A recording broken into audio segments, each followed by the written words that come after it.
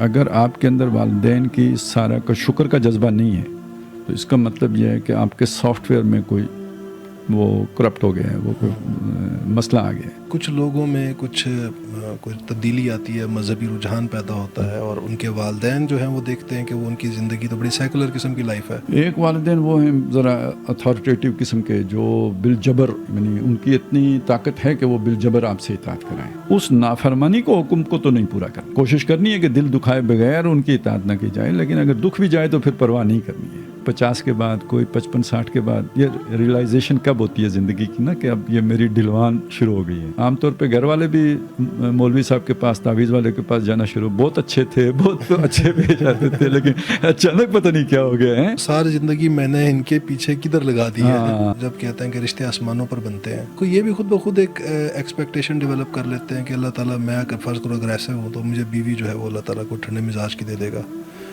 جب آپ نے اللہ کو راضی رکھا ہوا اور اللہ نے آپ کو اگر سزا دینی ہو تو پھر کیا دے گا آپ کو، یہ بھی تو آپ کو معلوم ہونا چاہیے نا۔ تو اس میں بیوی کا کیا قصور؟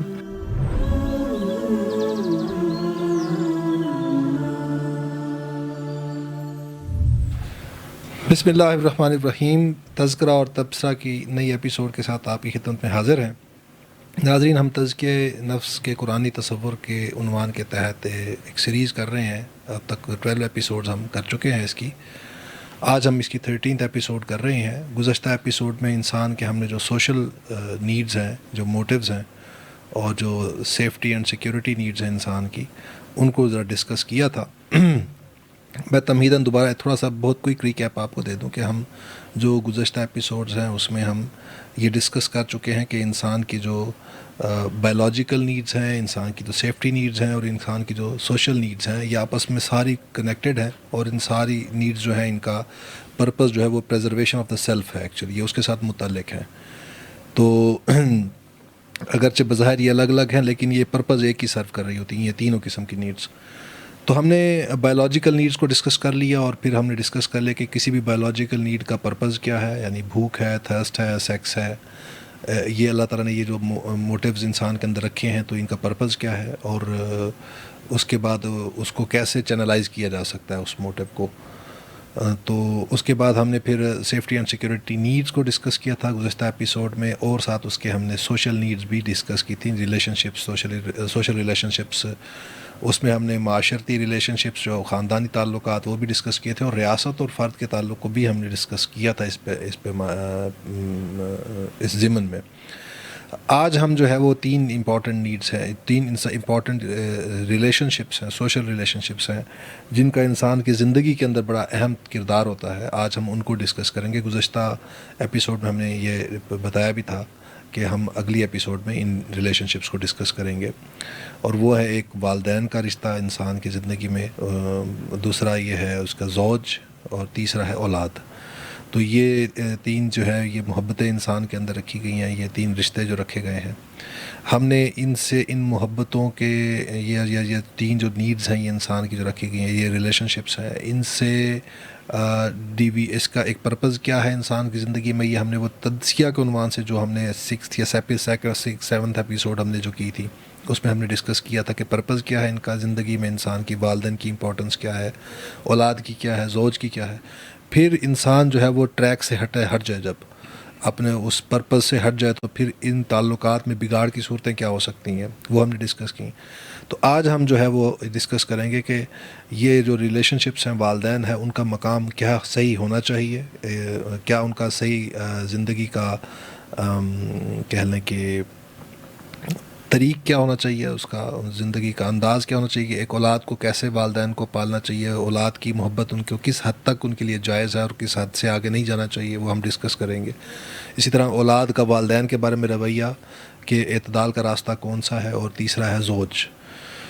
تو آج ہم یہ خالد صاحب سے ڈسکس کرتے ہیں۔ ویلکم ٹو دا پروگرام خالد صاحب۔ جی خالد صاحب، میں نے ابھی ریکیپ تو دے دیا، تمہید میں جائے بغیر میں آپ سے جو ڈائریکٹ جو بات پہلے پوچھنا چاہوں گا، وہ ہم نے والدین جو ہے ان کا جو کردار ہے انسان کی زندگی میں، یہ بڑی تفصیل سے ہم پیچھے ڈسکس کر چکے ہیں کہ انسان کی زندگی میں کتنے امپورٹنٹ ہوتے ہیں والدین۔ اب میں اولاد کے پرسپیکٹو سے یہ دیکھ رہا ہوں کہ بھی ایک اولاد ہے، تو اس کی زندگی میں والدین جب وہ پیدا ہوتا ہے تو کیسے اس کو پالتے ہیں، پوستے ہیں، اس کی افزائش کرتے ہیں، اس کو ہر تکلیف سے بچاتے ہیں. تو اور پھر ہم نے یہ بھی ڈسکس کیا تھا کہ انسان والدین کے بارے میں تو اس کی شعور کی جو آنکھ کھلتی ہے وہ اس سے پہلے ہی وہ والدین اس کی زندگی میں موجود ہوتے ہیں. تو جب اس کی شعور کی آنکھ کھلتی ہے تو اس کو لگتا ہے کہ والدین تو جیسے ہمیشہ سے تھے اس کی زندگی میں، تو اس کو اپنی وجود کا حصہ محسوس ہوتے ہیں والدین. تو اب یہ اتنی امپورٹنس ہوتی ہے کسی اولاد کی زندگی میں والدین کی.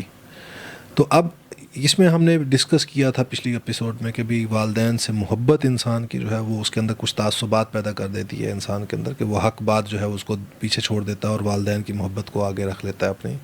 اسی طرح ہم نے یہ بھی ڈسکس کیا تھا کچھ صورتیں ایسی بھی ہوتی ہیں اس میں کہ انسان والدین کے رویوں کی ری ایکشن میں آ جاتا ہے اور پھر اس ری ایکشن میں وہ دوسری ایکسٹریم پر چلا جاتا ہے.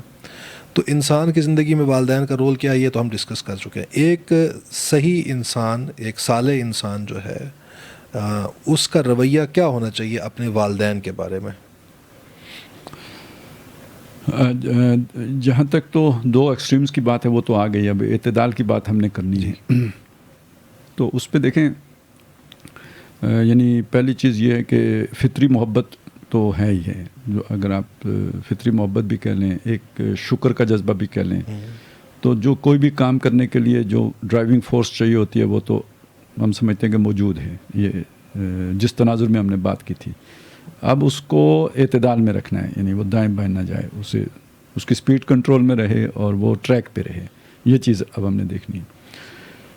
تو دیکھیں اس میں جو پہلی چیز ہے وہ تو یہ ہے کہ ایک انسان کے لیے بہت مشکل ہوتا ہے اس کا تعین کرنا کہ کیا صحیح ہے اور کیا غلط ہے. کہیں نہ کہیں افراط و تفریط ہو ہی جاتی ہے. آدمی چوکنا رہے تو جب کہیں زیادتی ہوگی، یعنی اس جذبات زیادہ جو ہے نا وہ جوش میں آ جائے گا، مشتعل ہو جائے گا، تو زیادتی ہو جائے گی، کام میں افراط اضافہ ہو جائے گا. تو جب یہ ہوگا تو پھر تھوڑا احساس ہوگا تو پھر آدمی اسے واپس کمی کی طرف لائے گا. تو وہ کمی بھی زیادہ ہو سکتی ہے، یعنی اس میں بھی حد اعتدال سے بندہ تجاوز کر جاتا ہے، کمپنسیشن کے اندر وہ دوسری ایکسٹریم پہ دوسری طرف چلے جاتے ہیں. تو یہی زگ زیگ میں بالعموم سفر ہوتا ہے جب انسان اپنے تجربے سے سیکھنے کی کوشش کرتا ہے. تو جو ہمیں شریعت دی گئی ہے یا جو اللہ تعالیٰ نے ہمیں ہدایت دی ہے، قرآن مجید جو عطا کیا ہے، تو یہ ایک طرح یہ گائیڈنس جو ہے یہ اسی لیے دی جاتی ہے کہ یہ آپ کو زگ زیگ سے بچاتی ہے اور افراط و تفریط کے دھکوں سے بچاتی ہے اور آپ کو اعتدال پہ رکھتی ہے اور صراط مستقیم پہ چلاتی ہے، اسٹریٹ لائن میں چلاتی ہے. تو اس حوالے سے جب ہم دیکھیں گے تو یعنی اگر آپ کے اندر والدین کی سارا کا شکر کا جذبہ نہیں ہے تو اس کا مطلب یہ ہے کہ آپ کے سافٹ ویئر میں کوئی وہ کرپٹ ہو گیا ہے، وہ کوئی مسئلہ آ گیا ہے. جیسے ہم کہتے ہیں فطرت جو ہے نا وہ مسخ ہو گئی ہے، کیونکہ یہ فطرت کا ایک بالکل جیسے ہوتے ہیں نا انسٹنکٹس ہوتے ہیں ہمارے، تو اس طرح کا ایک معاملہ ہے فطرت کا کہ احسان کے بدلے میں اس کے اندر سے شکر کا جذبہ نکلتا ہے. اچھا، اب ہوتا یعنی پہلے ہم اسے دیکھ لیں کہ جو والدین کے معاملے میں یعنی جو ایک بیلنسنگ رول ہے نا وہ کس چیز کا ہے، وہ یہ ہے کہ جذبہ اپنی جگہ پہ یہ والا، لیکن یہ کہ مجھے اللہ تعالیٰ کے سامنے جواب دہ ہونا ہے اور اس کے تحت میں نے ان کی خدمت کرنی ہے. انہوں نے یعنی اور وہ خدمت اس درجے میں کرنی ہے کہ میں نے ان سے بیزار نہیں ہونا ہے.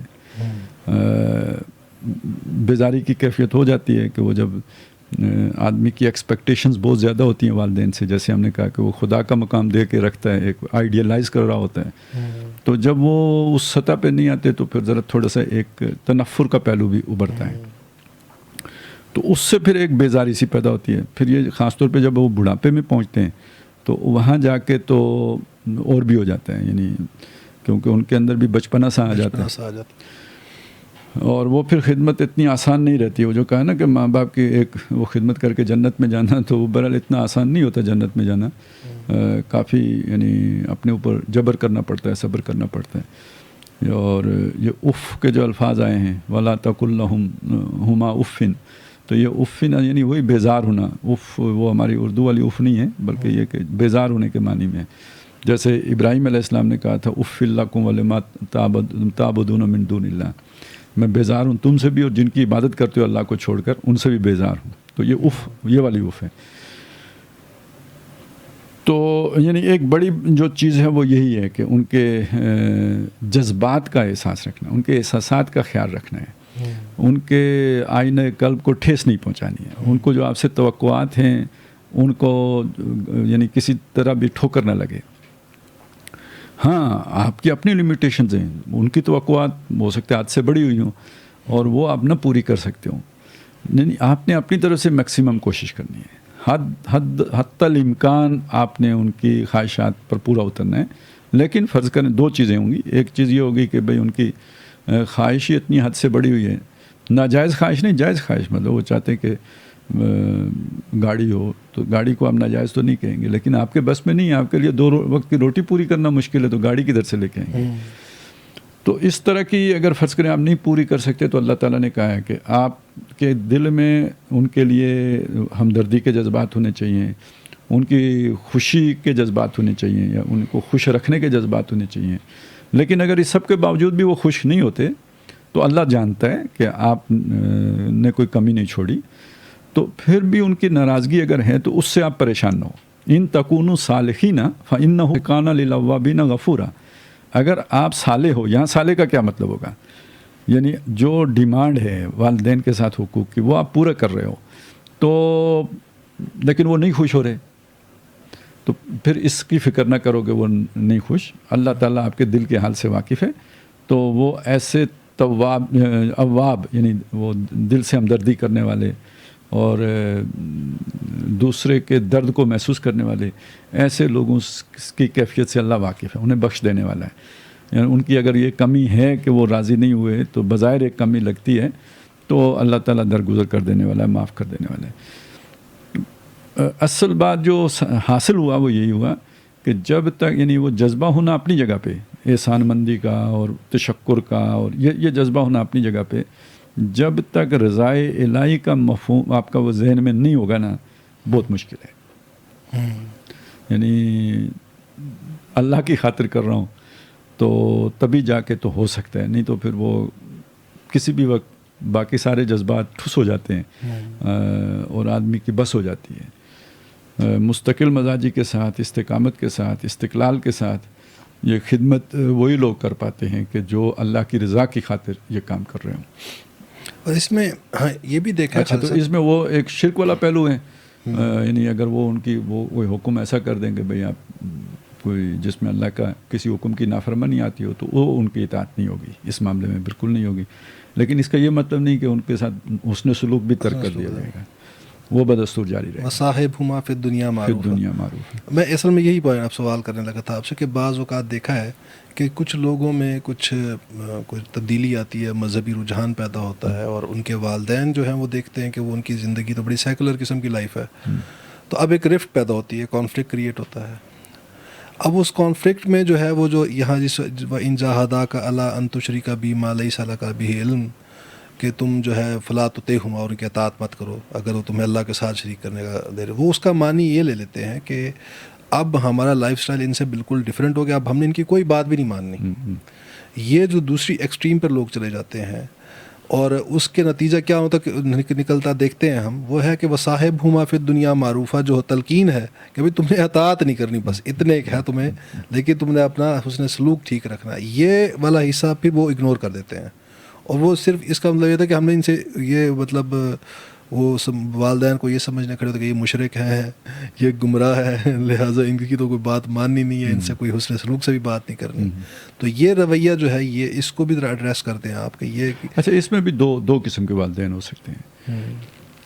ایک والدین وہ ہیں ذرا اتھارٹیٹیو قسم کے, جو بالجبر اپنی یعنی ان کی اتنی طاقت ہے کہ وہ بالجبر آپ سے اطاعت کرائیں, تو ان کا معاملہ تھوڑا سا مختلف ہو جائے گا, کیونکہ یہ ایک جو طاغوت کا تصور ہے نا, جو اپنی اطاعت زبردستی کراتا ہو, اس کے ساتھ رویہ کوئی اور ہے. فرض کریں کسی کا والد جو ہے نا بادشاہ بھی ہے, تو وہ تو کہتا ہے کہ جناب آپ اس کے بیٹے بھی ہیں اور اس کی رعایا بھی ہیں, تو یہ والد اور یہ تو کیٹیگری بدل جائے گی. لیکن ایک عام والدین ہے, جو آپ جن کی اطاعت کرنا چاہتے ہیں، لیکن وہ آپ راضی تب ہوتے ہیں کہ وہ کہیں کہ جناب میں تو راضی نہیں ہوں گا جب تک کہ آپ بت کو سجدہ نہیں کرو گے، میں تو راضی نہیں ہوں گا جب تک آپ وہ فلانا آرام کاری نہیں کرو گے. تو یہاں پہ اصل میں جو کہا گیا فلا تطعہما، تو مطلب یہ کہ نافرمانی کے کاموں میں ان کی اطاعت نہیں کرنا. اور آگے الفاظ ہیں وصاحبہما فی الدنیا معروفا.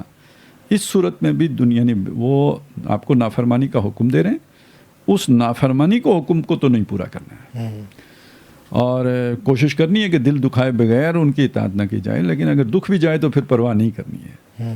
لیکن باقی سارے معاملات میں ان کی اطاعت جوں کی توں کرتے رہنا ہے. اور وہ دل دکھے تو اس بات سے تھی جائز ہے کہ آپ نے اطاعت نہیں کی. ہاں جی، یہ نہ ہو کہ آپ کی بدتمیزی کی وجہ سے دل دکھا ہو آپ کی. اور دوسرا یہ بھی ہے جو جیسے آپ نے کہا کہ وہ بادشاہ والی مثال، اس کا ایجنگ کے تعلق سے بھی تو تعلق ہے نا. اصل میں اس میں بھی ایک آدمی اس جوانی میں طاغوت ہے اور اس نے زبردستی بھی کی ہے سب. اب ایک وقت آیا کہ وہ یعنی بوڑھا ہو کے اس عمر کو پہنچ گیا ہے، ارذل العمر کو اب کچھ کرنے کے قابل نہیں رہا ہے. تو اب یعنی اس سب کے باوجود بھی آپ کی خدمت کا وہ جو ہے نا وہ اب ضرورت مند ہو گیا ہے، تو اس کی یعنی وہ ذمہ داری اولاد کی پھر بھی بنے گی، مورل رسپانسبلٹی ہے. میں اور بات کر رہا تھا وہ یہ تھا کہ ایک بچہ جب ہوتا ہے تو جیسے ہی اس کے پاس اٹانومی آتی ہے، اس کو روزگار مل جاتا ہے، وہ سیلف سفیشینٹ ہو جاتا ہے، تب یہ سب سے بڑی آزمائش بن کے تب سامنے آتی ہے کہ پہلے اس کی یہ آزمائش نہیں بنتی کہ تب بندے کو والدین کہہ رہے ہوں کچھ اور وہ ان کے ساتھ کنفرنٹیشن کی طرف چلا جاتا ہے کہ وہ جب سمجھتا ہے کہ اب تو میں یہ مجھے گھر سے نکال بھی دے تو کیا فرق پڑتا ہے، اب تو وہ اپنے پاؤں پہ کھڑا ہے. ہاں. تو اس میں پھر وہ امکان ہوتا ہے کہ وہ بندہ اس ایکسٹریم پہ جا کر کے وہ والدین کے ساتھ حسن سلوک کو ترک کر دے. تو امپورٹنٹ چیز جو ہے وہ جو آپ نے بتائی اس میں یہ کہ حسن سلوک جو ہے وہ کسی صورت بھی ترک نہیں کیا جا سکتا. وہ ایک صحابی کا بھی واقعہ ہے جنہوں نے اپنی والدین کے والدہ تھیں غالباً، جن کے بارے میں کہا کہ وہ مشرکہ ہیں، تو میں ان کی خدمت کروں یا نہ کروں. تو آپ صلی اللہ علیہ وسلم نے فرمایا ہاں یہ تو اس کا حق ہے ان کا. وہ تو خیر والدین ہیں. نبی صلی اللہ علیہ وسلم نے جو وہ جس کی بکری جو ہے نا دودھ نکال کے دیا کرتے تھے، حضرت ابوبکر صدیق بھی ایک کام کرتے رہے. تو مطلب یہ مشرک لوگوں کی خدمت کرتے رہے نا، کسی کی گٹھری اٹھا لی، کسی کا کیا کیا. تو یہ ایک انسانی سطح پر یہ خدمت خلق کا کام یہ ایک بالکل علیحدہ چیز ہے. لیکن یہ مطلب یہاں پر تو یہ خدمت خلق والی سے زیادہ بڑی چیز ہے ویسے والدین کے ریلیشن شپ. وہ تو کبھی کبھی ہے نا، یہ تو روز کی بات ہے. ہاں مطلب اس میں تو ایک مطلب بلکہ یوں کہہ لیں کہ جو ڈرائیونگ فورس جو آپ ہی کی بات میں جس تناظر میں کہہ رہا تھا نا وہ اس میں کہ دیکھیں ایک مشرک ہونا ایک علیحدہ بات ہے، انسان ہونا ایک علیحدہ بات ہے. تو ہمارے بعض تعلقات انسانی سطح کے ہوتے ہیں، اس میں ایک پھر اس کا عقیدہ نہیں دیکھا جاتا. اصل میں یہ تو ایک اور اس آیت سے پھر لوگ غلط معنی لے لیتے نا، اشداء علی الکفار رحماء بینہم. اس سے تو اصل میں وہ یعنی وہ بھی اصل میں شدت کا کیا مطلب ہے؟ وہ ہے وَلْيَجِدُوا فِيكُمْ غِلْظَةً. وہ جو ہیں انہیں آپ کے اندر سختی محسوس ہو. کا مطلب یہ ہے کہ انہیں یہ اندازہ ہو جائے کہ یہ اپنے موقف سے پیچھے ہٹنے والا نہیں، نہ دھمکی سے، نہ دباؤ سے، نہ تشدد سے، نہ ٹیمپٹیشن سے، لالچ سے، نہ محبت سے. یعنی کسی دائیں سے آؤ بائیں سے آؤ جدھر سے بھی آؤ، ان کو ان کے موقف سے نہیں ہٹایا جا سکتا. انہیں یہ یقین آ جائے کہ یہ بہت جسے ہٹ دھرم کہتے ہیں، کمیٹڈ ہے. ہاں اپنے دھرم پر پوری طرح جو ہے نا ہٹ کے ساتھ کھڑا ہے نا. یہ چیز ہے جو اشداء علی الکفار ہے. ہم نے سمجھا کہ اس کو بھوکا مارنا ہے کافر کو، یہ مطلب نہیں ہے. اور وہ بھی ہوتا ہے نا، ہم ظاہری چیزوں سے مانی بھی رہتے ہیں. اشداء علی الکفار سے مطلب لے لیتے ہیں کہ یہ چونکہ میرے موقف کے ساتھ نہیں تو کافر، چاہے کلمہ کو بھی ہے. یہ بھی ہے، وہ اس کو بھی کافر کی کیٹیگری میں ڈال کے کھڑا ہو جاتے ہیں. بہت بہتر ہو گیا خالد صاحب، یہ آپ نے اس کو کر لیا. دوسرا جو ہے وہ اب ہے پیرنٹنگ کا اینگل، کہ والدین جو ہیں وہ ان کے اندر فطرت میں اللہ نے رکھی اولاد کی محبت. ایک تو آپ نے ڈسکس کیا تھا کہ اس میں ایک تو انسان کے اندر یہ بھی ہے کہ اس کی بقا ہے، اس کی نسل کا جو ہے دوام اس کے ذریعے سے ہوتا ہے، تو ایک اس کے اندر وہ بھی اٹریکشن ہوتی ہے، محبت کا ایک ریزن یہ بھی ہوتی ہے. پھر یہ ہے کہ آپ جو ہے وہ جس چیز وہ ایک بچہ ہے جو ولنریبل ہے، آپ کے ہاتھوں میں پلا ہے، وہ آپ کی ہی ایک قسم کی فصل ہے، آپ نے اس کو پال پوس کے بڑا کیا ہے، تو اس کے ساتھ ایفیلیشن پیدا ہونا نیچرل ہے. اب یہ جو محبت ہے یہ جب ایکسٹریم پہ جاتی ہے تو پھر انسان کو گمراہی کے لے آتی ہے راستے میں، دوسری ایکسٹریم پہ لے جاتی ہے کہ انسان پھر اولاد کی محبت میں اللہ کی محبت کو چھوڑ دیتا ہے اور اس کے حکم کو بالائے طاق رکھ دیتا ہے. اب یہاں پر والدین کے پرسپیکٹو سے دیکھیں تو وہاں بیلنس کیا ہے، توازن کیا ہوگا کہ انسان کو اعتدال کی راہ کیا ہوگی کہ یہاں پر انسان ان ٹیمپٹیشن سے بچے؟ پہلی بات تو خیر یہ دیکھیے نا کہ جی اولاد والدین کے ضمن میں رویہ جو اس کا ہوتا ہے نا تو وہ عام طور پر کمی کا رویہ ہوتا ہے، جو ان کے حقوق ہے انہیں پورا کرنے میں کمی کا عام طور پہ شکایت رہتی ہے. یعنی غیر ذمہ دارانہ رویہ والدین کے ضمن میں اولاد اختیار کرتی ہے. اچھا والدین اولاد کے معاملے میں زیادہ ذمہ دارانہ رویہ مطلب کچھ یہاں پہ زیادتی زیادہ ہو جاتی ہے، مطلب محبت حد سے بڑھ جاتی ہے. تو یہ ایک فرق تو یہ ہو گیا، کیونکہ اولاد اگر گمراہ ہوتی ہے والدین کے ضمن میں تو غیر ذمہ داری کر کے گمراہ ہوتی ہے، اور والدین اگر اولاد کے ذمن میں گمراہ ہوتے ہیں تو زیادہ ذمہ دار بن کے گمراہ ہوتے ہیں. اچھا نقطہ اٹھایا آپ نے، صحیح بات، یہی ہوتا ہے. ایسے ہی وہ کچھ زیادہ ہی اپنے اوپر ذمہ داریاں طاری کر لیتے ہیں. تو ایک تو یہ فرق ہو گیا نا دونوں ریلیشنز میں، اس کی یہ ان دونوں جہتوں میں یہ ایک فرق ہے. دوسرا یہ ہے کہ اس میں افراط و تفریط کیا ہے. تو ایک تو یہ ہو گیا کہ جی آپ کی محبت حد سے بڑی ہوئی ہے اور آپ نہ حلال دیکھ رہے ہیں نہ حرام دیکھ رہے ہیں، نہ یہ دیکھ رہے ہیں کیا شے اس کے فائدے میں ہے کیا شے اس کے نقصان میں ہے. آپ بس یہ خوش رہے، یہ اچھے رہیں، یہ کسی کمپلیکس کا شکار نہ ہو جائیں، کوئی انہیں کچھ کہہ نہ دے. یہ آپ اس پہ بہت سینسٹیو ہیں اور بس اسی فکر میں آپ جو ہے نا وہ گھل رہے ہیں کہ اولاد کے لیے کیا کرنا ہے. تو یہ ایک رویہ یہ ہوتا ہے. اچھا اس میں پھر رشوت بھی ہے، یہ سارا مطلب ظاہر ہے ان کی ہر خواہش پوری کرنی ہے تو پھر بائی حق اور بائی کروک ہر طریقے سے کرنی ہے. اچھا اب دوسرا کیا ہوتا ہے کہ اچانک وہ بشیر گیا تھا تبلیغی جماعت کے ساتھ بشیر ہی گیا تھا جی، بشیر ہی گیا. تو بشیر چلا جاتا ہے کبھی تبلیغی جماعت کے ساتھ، تو وہاں وہ پھر توبہ طائب ہو کے واپس آتا ہے. اب آ کے وہ دوسرے سرے پہ کھڑا ہو جاتا ہے.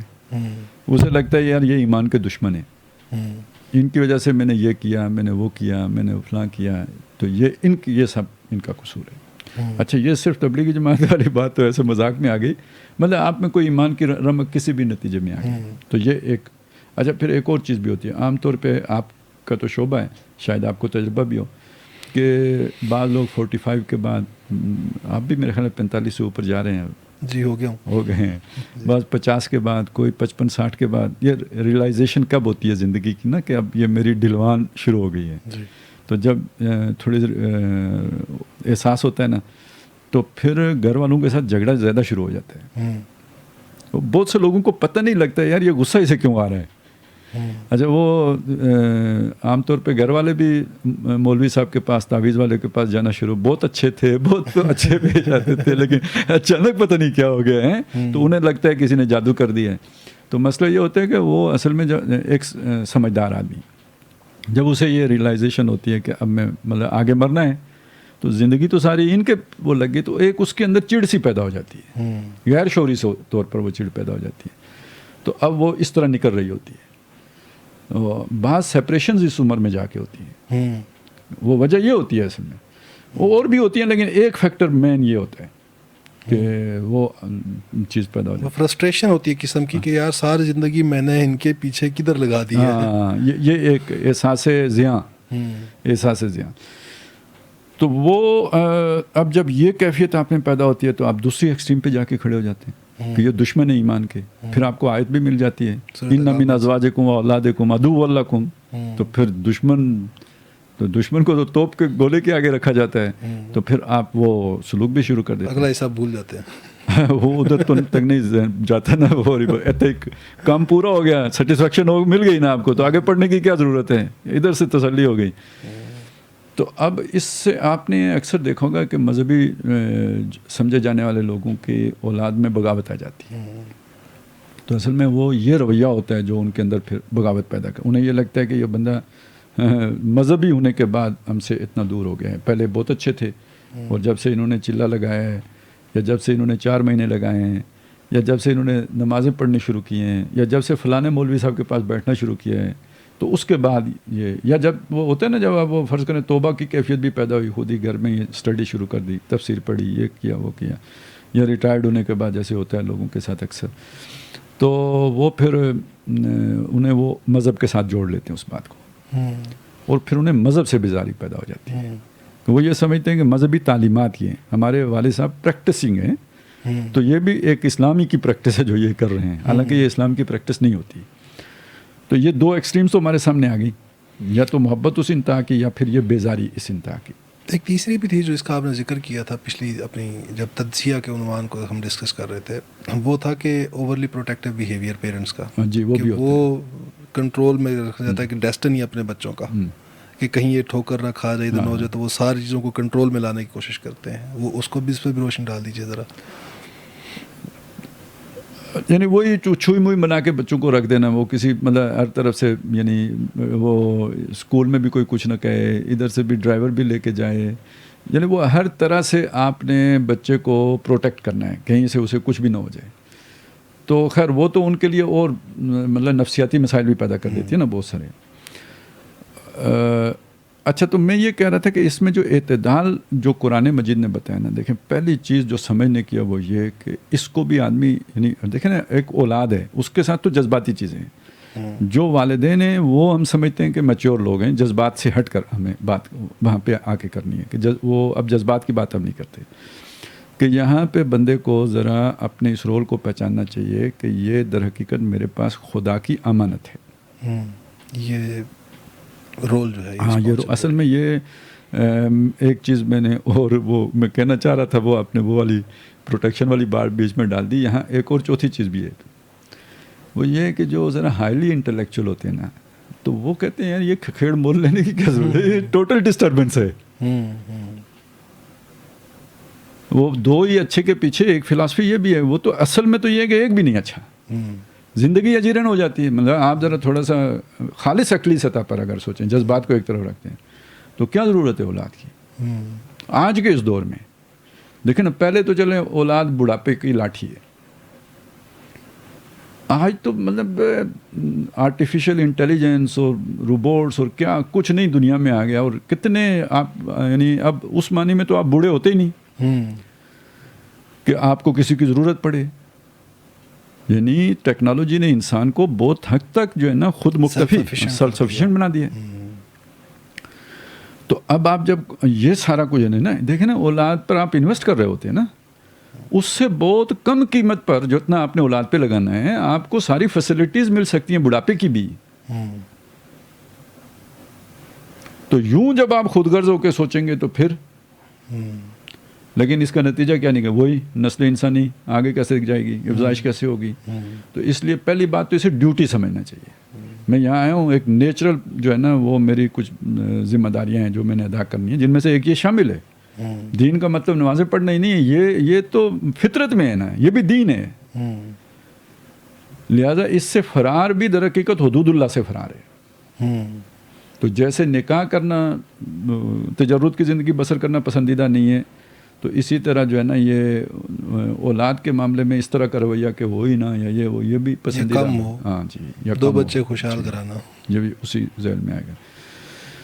تو پہلے تو اس کی اصلاح ہونی چاہیے کہ بھائی یہ ذمہ داری ہے, یہ ڈیوٹی ہے.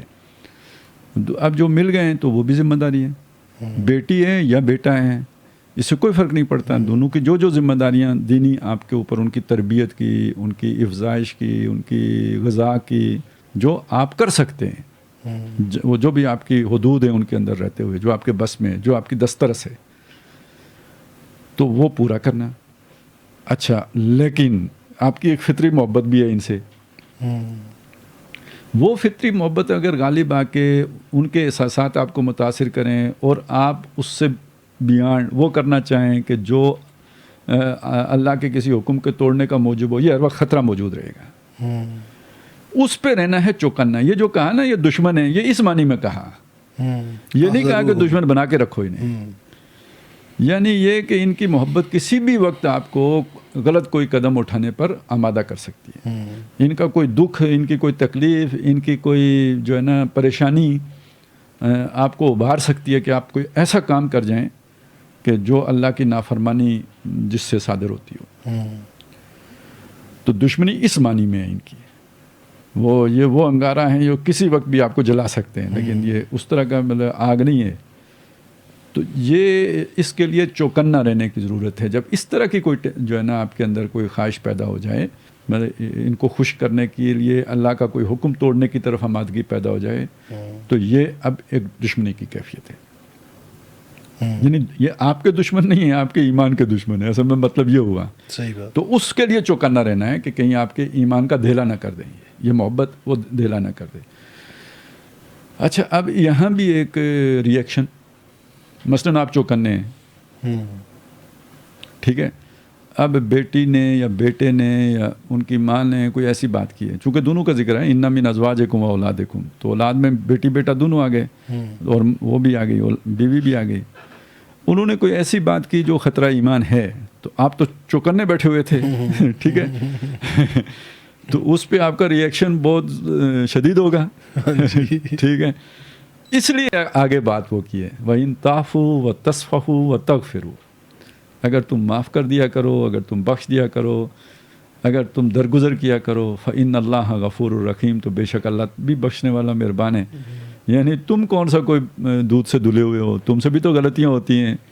تو تم بعض اوقات ایسی دعائیں کرتے ہو کہ جو اپنے لیے ہی نقصان دہ ہوتی ہیں. وَيَدُ الْإِنسَانُ بِالشَّرِّ دُعَاءَهُ بِالْخَيْرِ، انسان خیر مانگتے ہوئے شر مانگ لیتا ہے اپنے لیے، ٹھیک ہے. اب اس کے ذرا جگرے کا اندازہ لگاؤ کہ جو تم پر غصہ نہیں کرتا، جو تمہیں سزا نہیں دیتا کہ یہ غلط چیز کیوں مانگی ہے، تو نہ تمہیں جھڑکتا ہے نہ تمہیں ڈانٹتا ہے، بلکہ یہ کہ مسکرا کے تمہیں جو ہے نا وہ چیز دیتا نہیں ہے، اسے پتہ ہے یہ تمہارے لیے نقصان دہ ہے، یہ وہ کہ تمہارے ساتھ کرتا ہے.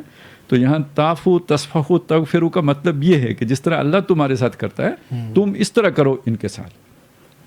تم اس کے آگے محتاج ہو اور غلطیاں تم بھی کرتے ہو، اور وہ تمہاری غلطیوں کے باوجود تم سے محبت کرتا ہے اور تمہیں اچھے سے رکھتا ہے. اور تو اسی طرح تم بھی اپنی فیملی کو چوکنے رہو، وہ کام مت کرو جو غلط ہے، لیکن یہ کہ ریئیکٹ نہ کرو، اور اس ری ایکشن میں کہیں آ کے تو وہ پھر اعتدال سے مطلب وہ دشمنی والا سلوک نہ شروع کر دو.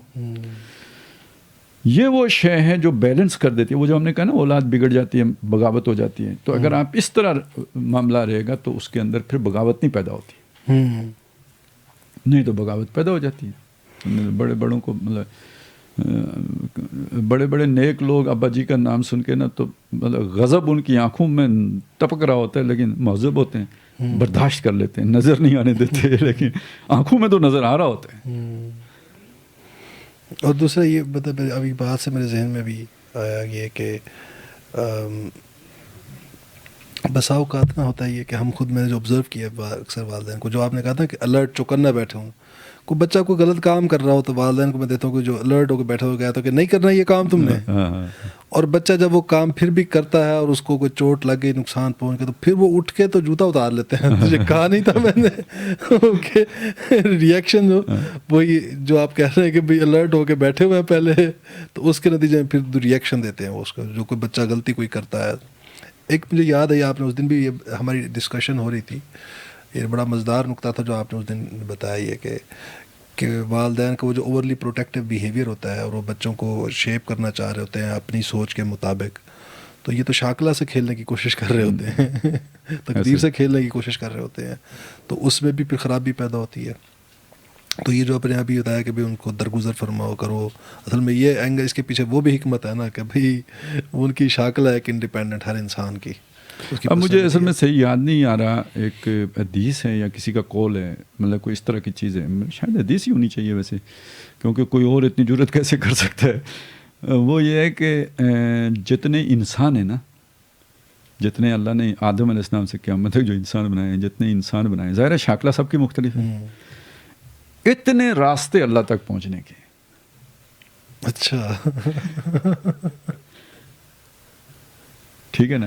صحیح. اصل میں شریعت کیا ہے؟ شریعت تو دیکھیں، اس کا یہ مطلب نہیں ہے شریعت کو بائی پاس کر کے کوئی راستہ ہوگا، یہ مطلب وہ تو منیمم لیول ہے جو ہر ایک نے پورا کرنا ہے. وہ تو وہ شے ہے جس سے مفر نہیں ہے، وہ کم سے کم تقاضا ہے. جیسے بھائی آدمی کی اگر سری نہ ہو تو آپ کہیں یہ انسان ہے، تو انسان نہیں ہوگا. ٹھیک ہے، ٹانگ نہ ہو تو انسان ہے، بازو نہ ہو تو ہے، لیکن اگر گردن ہی آپ نے ہٹا دی اور پھر کہیں یہ انسان ہے، کوئی نہیں مانے گا. تو اسی طرح آپ نے شریعت ہٹا دی، پھر کوئی راستہ نہیں ہے، وہ سر کی مانند ہے.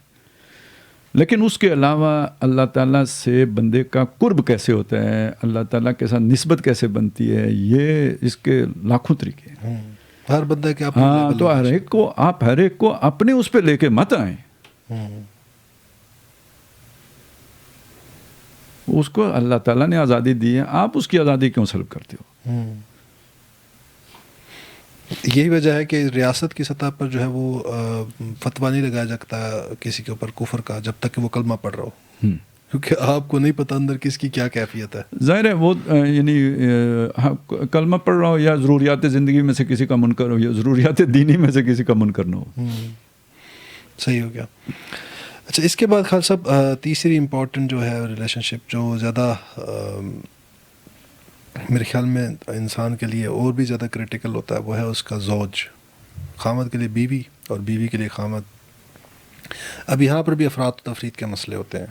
انسان کی زندگی میں ان کی ایک نیڈ تو ہے، اور اس کو اپنی فطرت پر، اگر ہم پیچھے ڈسکس کیا تھا یہ نقطہ کہ جو بندہ شادی سے بھاگتا ہے وہ کوئی سال فطرت نہیں ہے اس بندے کی، ٹھیک ہے، فرار اختیار کرتا ہے. سال فطرت کا تقاضا ہے کہ انسان جو ہے وہ اس بانڈ میں آئے، اور اس کو ہم نے آپ نے ڈسکس کیا تھا یہ کہ یہ اس کا روحانیت سے تعلق ہے. اسی لیے کا وہ حدیث ہے کہ جس کی نکاح ہو گیا تو اس کی ایمان کی تکمیل ہو گئی. اب یہاں پر بھی یہ ہوتا ہے کہ انسان کو ایک، چونکہ وہ آپ نے ڈسکس کیا تھا کہ ابھی والدین سے انسان کی بہت سی نیڈز پوری ہو رہی ہوتی ہیں، لیکن جو زوج ہے وہ تو اس سے بھی زیادہ آگے جا کر انسان کی گریٹیفیکیشنز کر رہا ہوتا ہے.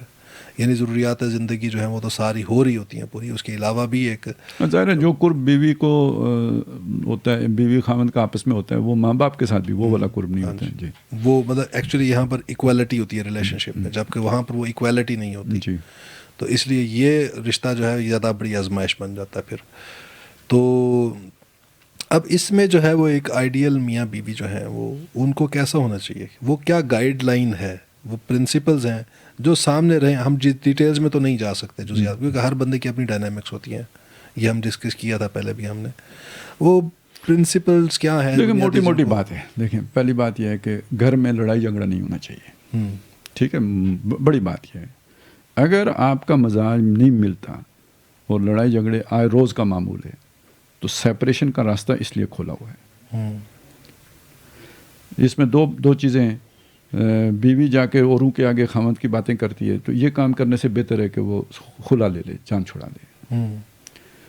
اس کو پھر بھی کچھ چھوٹ ہے. اس خامد کے تو بارے میں بڑی سخت وعید ہے کہ اللہ تعالیٰ اس سے ہم کلام نہیں ہوگا جو بیوی کی باتیں جا کے لوگوں کے آگے کرتا ہے اور اسے طلاق نہیں دیتا.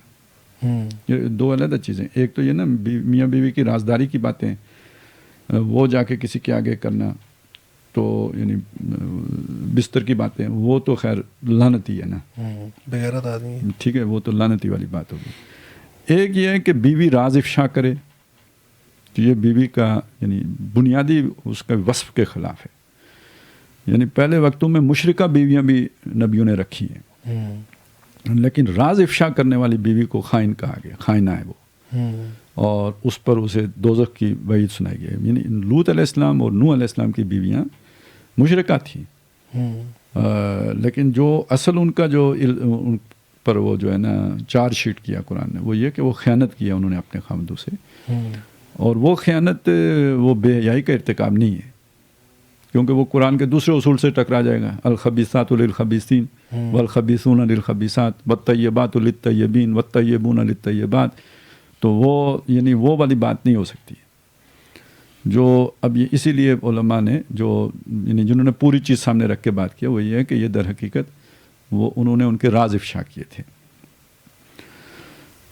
وہ لوط علیہ السلام کی بیوی نے وہ لڑکوں کے آنے کی خبر پہنچا دی تھی. اس طرح میں راز افشا کرنا، تو بیوی اپنے خامد کے راز اگر افشا کرتی ہے کہیں دوسری جگہ جا کے کہتی ہے تو وہ جس طرح کا تعلق ہونا چاہیے اس کو ٹھیس پہنچ جاتی ہے.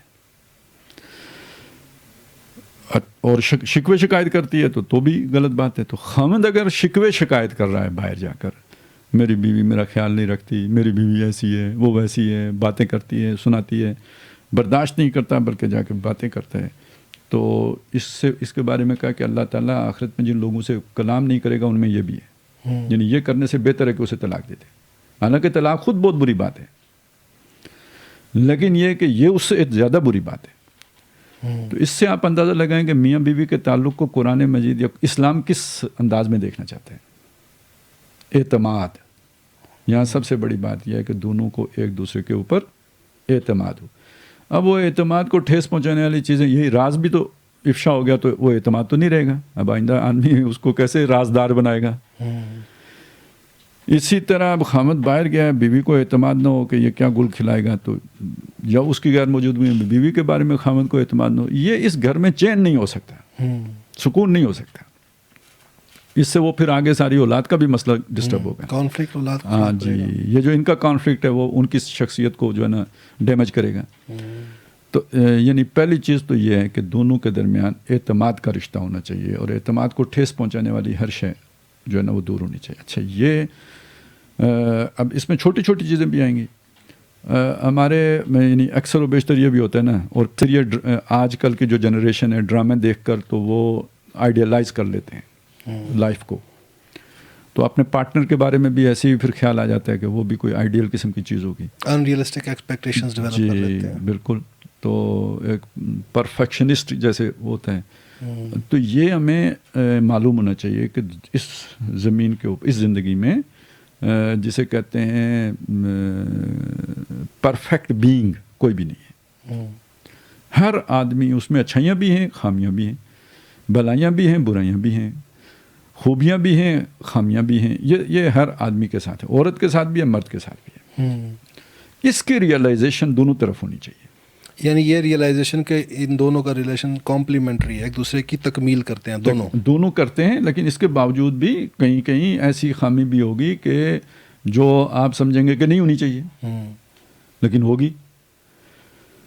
تو اب آپ نے بیٹھ کے حساب کتاب کرنا ہے کہ بھائی اس خامی کے ساتھ چلا جا سکتا ہے یا نہیں چلا جا سکتا. اگر آپ سمجھتے ہیں کہ نہیں چلا جا سکتا تو یہ روز کی جو ہے نا چخ چخ پخ پخ، یہ نہیں اسلام کو پسند ہے. اس لیے اس نے سپریشن کا راستہ رکھا ہے کہ جاؤ پھر علیحدہ ہو جاؤ. لیکن اگر آپ کا چلنے کا پروگرام ہے تو پھر یہ جو آپ کو خامی نظر آتی ہے نا، اس کو آج ہی ایک قبر میں دفن کر دو. ٹھیک ہے. اور اس کا ایک طریقہ ہے، بہت آسان طریقہ ہے. آسان طریقہ یہ ہے کہ بھئی یہ اگر اس میں کوئی خامی ہے نا تو ادھر دیکھیں، آپ تلاش کریں، کوئی خوبی بھی ہوگی جو کسی اور میں نہیں ہوگی، وہ آپ کی توقع سے بڑھ کر ہوگی. آپ اپنے پارٹنر سے وہ ڈیمانڈ نہیں کر رہے تھے جو اس میں ہے. تو اگر یہ کمی ہے تو اس کو اس کے ساتھ ذرا ضرب تقسیم دے کے نا تو بیلنس کر لو. کیونکہ اگر فرض کریں کل آپ کو کسی اور میں وہ خوبی، اس خامی کی جگہ پہ کوئی خوبی نظر آ رہی ہے، لیکن آج آپ کو اس کی خامی نظر نہیں آ رہی ہے جو اس میں ہوگی، وہ تو بعد میں آپ پر ظاہر ہوگی. صحیح بات. تو اس لیے یعنی بلکہ ایک چیز ہے ذہن میں آتی ہے کہ یوں لگتا ہے، محسوس ایسا ہوتا ہے کہ اللہ تعالیٰ نے کسی کو بھی کوئی نہ زیادہ دیا ہے نہ کم دیا ہے، سب کو برابر ہی دیا ہے. اچھا. اب یہ یوں کہہ لینا کہ بھئی جیسے آٹے کا پیڑا ہوتا ہے یا جو بھی کوئی چیز جو بھی جس سے آپ کو بنایا ہے، ٹھیک ہے نا، اس میں پوٹینسی جو ہے نا ایک ہی تھی. کسی کو ذہانت زیادہ دے دی تو جسم کمزور دے دیا، کسی کو جسم مضبوط دے دیا تو ذہانت میں کمی کر دی، کسی میں ایک اعتبار سے کوئی بیلنس ہے تو دوسری اعتبار سے کوئی امبیلنس ہے. تو اگر کوئی حساب مطلب کوئی پوائنٹس بنائیں، ہم کوئی اسے ٹیبل کرنے کی کوشش کریں تو ساری چیزوں کو، ویلیوز کو ایک طرف ان کو نمبر کر دیں، تو ہو سکتا ہے کہ ہم اگر اس طرح کر کے نا تو جمع تفریق کریں تو ہر آدمی جسے ہم نکما بھی سمجھتے ہیں تو وہ سارا کا بیلنس ایک ہی آئے. کسی کے ادھر اگر 0 نمبر ہے تو کسی اور میں جس میں دوسرے کا 0 ہے اس میں اس کے 5 دینے پڑ جائیں گے. تو ہوتا یہی ہے اگر آپ تھوڑا سا وہ کر لیں. ویسے بالعموم اچھے جوڑے وہ ہوتے ہیں کہ جو اللہ تعالیٰ نے مہربانی کی ہو، اور یہ اللہ ہی کر سکتا ہے، اس کو ناپ تول کوئی نہیں کر سکتا. کہ ایک کا اگر مزاج اللہ تعالیٰ نے تھوڑا گرم رکھا ہے تو دوسرے کا ٹھنڈا رکھ دیا ہو، ایک کے مزاج میں تیزی رکھی ہے تو دوسرے میں ٹھہراؤ رکھ دیا ہو، ایک کے مزاج میں جو ہے نا وہ ذرا چلے ایک آدمی ذرا اتنا سمجھدار نہیں ہے تو دوسرے کو سمجھدار بنا دیا ہو، تو یہ دونوں ایک دوسرے کی صحیح والی کی تکمیل کر لیتے ہیں اور کمی کی تلافی دوسری طرف سے ہوتی رہتی ہے. اکثر و بیشتر جہاں دونوں برابر ہو رہے ہوں وہاں گڑبڑ ہوتی ہے. اگریشن دونوں طرف ہے. ہاں، دونوں جارحانہ مزاج رکھتے ہیں تو میں بھی رانی تو بھی رانی کون بھرے گا پانی والے مسئلہ ہو جاتے ہیں. تو اب اچھا، تو جو بات ہم کر رہے تھے کہ اس خامی کو اس کی خوبی کے ساتھ اگر آپ کمپیریزن کر لیں گے تو آپ کو ایک تسلی ہو جائے گی. وہ ایک جملہ جو ہے نا وہ کہیں پڑھا تھا ایک دفعہ کہ جسے آپ دوست بنانا چاہتے ہوں تو اس کے لیے دل میں ایک قبر بنا لے جہاں اس کی خامیوں کو آپ دفن کرتے رہیں. یہ نہیں کہ آپ کے دوست میں خامیاں نہیں ہوں گی، تو اگر آپ اپنے اندر یہ کیفیت نہیں پیدا کر سکتے کہ اس کی خامی کو برداشت کر سکیں تو دوستی نہیں چلا سکتے. تو عام دنیا کے تعلق میں بھی یہی ہوگا. تو یہی چیز میاں بیوی کے تعلق میں بھی ہے، یہی اولاد اور والدین کے تعلق میں بھی ہے، یہی ان تعفو و تصفحوا و تغفروا ہے. اور وہ وہاں پر بھی وہ ایکٹ سارا کانشیس ہے. ہاں، یعنی دیکھ کر نظر چرانا، چشم کو پوشی کرنا تو کانشیس ایکٹ ہے نا یہ. بالکل. تو اسی طرح دوسرا معاف کرنا. آپ اگر یہ دیکھیں نا، ایک میچور آدمی کا ایکٹ ہے. جذباتی آدمی یہ نہیں کر سکتا، وہ تو ریئیکٹ کرے گا. صحیح بات ہے. ایک پختہ آدمی کا کام ہے یہ. قرآن یہ چیز بنانا چاہتے ہیں نا آپ کو، باشعور انسان. دوسرا خیال صاحب، لوگ یہ بھی تو ایکسپیکٹیشنز رکھتے ہیں نا کہ بھئی جب کہتے ہیں کہ رشتے آسمانوں پر بنتے ہیں تو یہ بھی خود بخود ایک ایکسپیکٹیشن ڈیولپ کر لیتے ہیں کہ اللہ تعالیٰ، میں اگر فرض کرو اگریسو ہوں تو مجھے بیوی جو ہے وہ اللہ تعالیٰ کو ٹھنڈے مزاج کی دے دے گا. لیکن یہ اللہ کر دیتا ہے، کیوں نہیں دیتا؟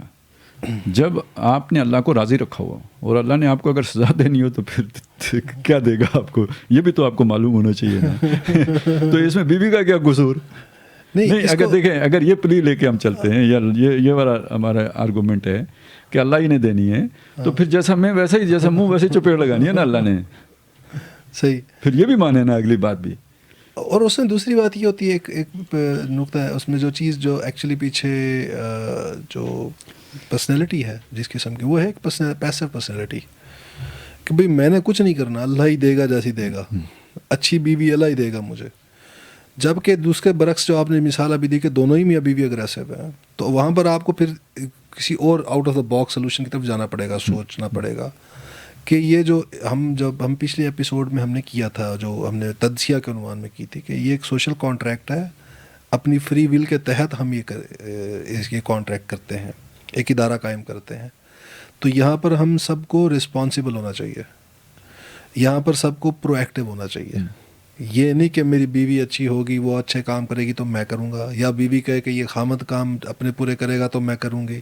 نہیں، دونوں کو اپنی رول پورا کرنا ہے، اور بلکہ دوسرے کی کمی کو پورا کرنا ہے. اگر کہیں پر کسی سے مطلب بیوی جو ہے اگر اس کا آج سر میں درد ہے تو تندور سے روٹی لانے میں کیا حرج ہے؟ ضروری ہے کہ اسے روز ہی پکوانی ہے آپ نے.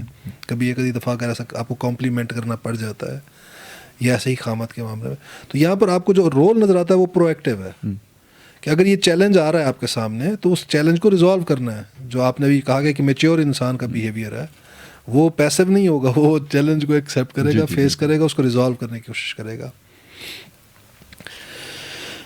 اور بہت شکریہ خالد صاحب، آپ نے میرے خیال میں تو اب اور اس جہت سے ہم ساری چیزیں ہی ڈسکس کر لی ہیں. ہم اس 3 ریلیشن شپس ہیں، تو انشاءاللہ ہم اگلی ایپیسوڈ جو ہے وہ ہم 2 نیڈز ہماری رہ گئی ہیں، موٹیوز، جو کہ ہم نے پچھلے ایپیسوڈ میں ڈسکس کیا تھا. وہ تھا انسان کی مال کی محبت، اور دوسرا تھا انسان کے لیے جو زمین یا جائیداد اور حویلیوں کی ان کی محبت.